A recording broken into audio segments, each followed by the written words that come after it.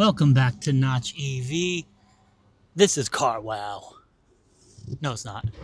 I want to give you guys a little update on service because I've been in touch with the service center and they have like a texting technician that I've been talking with.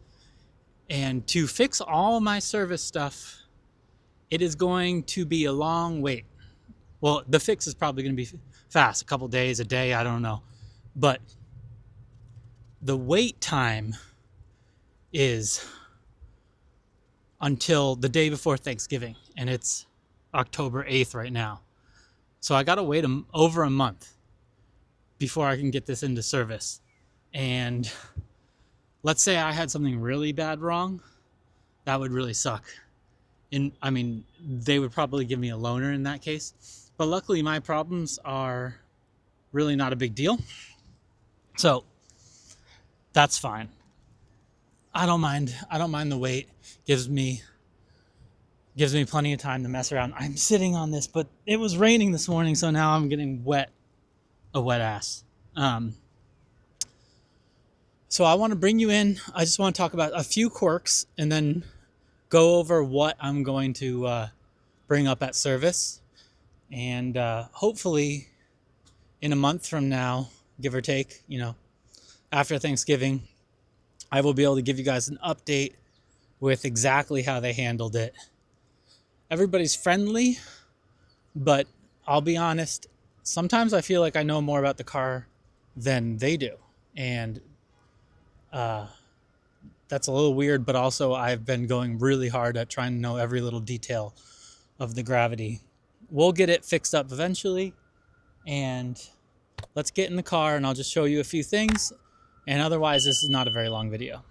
I just want to go over some of the service issues with this car because people have been really curious. The service issues are as stands. Errors on the dash, which are headlight error and rear steering error. I think based on comments, thanks to you guys, and texting with tech support, I have a feeling both of these are just software glitch issues and not actual problems.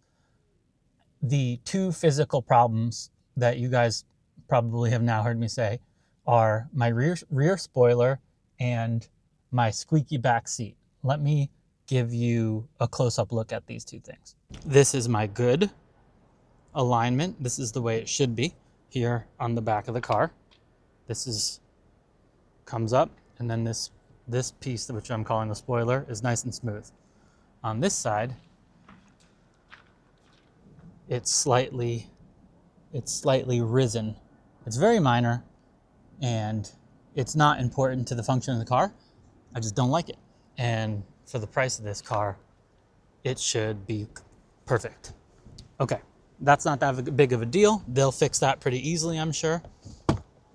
Inside here is what I find to be bizarre for a couple of reasons, and I will point it out to you.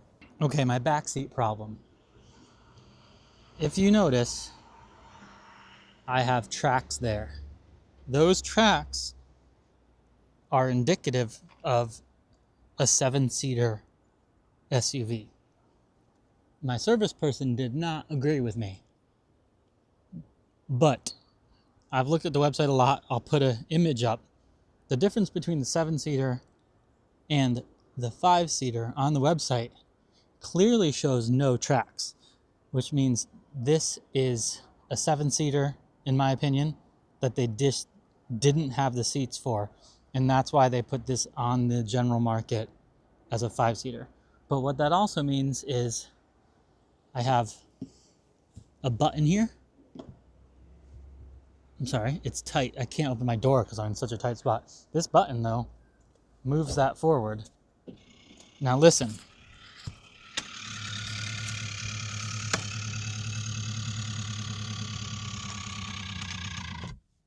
That is not a healthy sounding motor to me. It also makes me wonder, is this adding weight to my car? Can it totally be removed? Because there's no reason to have this, and from what I can tell, if I have a 5-seater. So that motor doesn't sound too happy to me, and I would like it to be fixed and or removed, because part of my service complaint is that there's some rattling coming from this back seat, and I don't think I need a motor. And if there's less parts, there should be less rattles. Quickly discussing ride height is something that is throwing me off right now, because we have highest, high, standard, low, and lowest, and the computer itself keeps you in high, standard, or low. You can choose highest or lowest on your own. And so I had mentioned it before, but I was thinking, is lowest going to be the good way and best way to do a range test? But what I'm now seeming to find out is that lowest and highest, you barely can drive in. It seems like they're very speed limited, and almost immediately go back to high, standard, or low. So I don't even think I can even use lowest on the highway. And I actually reached out via text message to the service team, and it almost seemed like they didn't really know. They just said, like, they couldn't help me. That it's just the middle settings. So I feel like that's strange, and I would like to be able to ride highest and lowest at reasonable speeds. I don't see why I shouldn't be able to do lowest on highway. That seems like it'd be very useful, other than maybe being a little bumpier. But you can see in highest right here, I have 9.3 inches. And if I drop down here, you have to confirm. I can drop down to the lowest.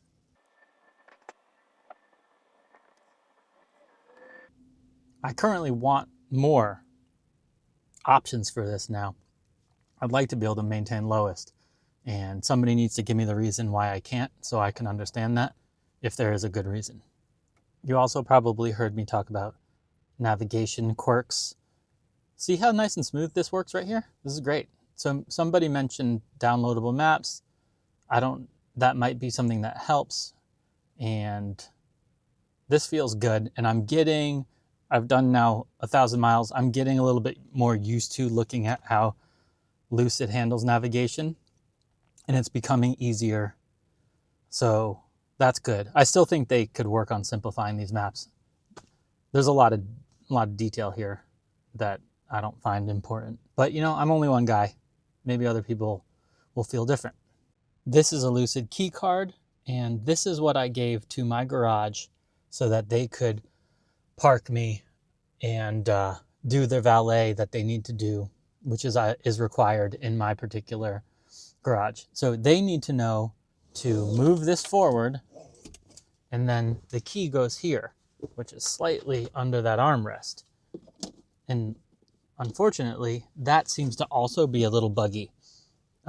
And they were not able to get my car into drive with the key card there. So I had to swap them to the fob, which they now are using, which I'd prefer they didn't, because that's the more expensive key and I'd rather hold on to that. But the key fob currently is not without its weird issues.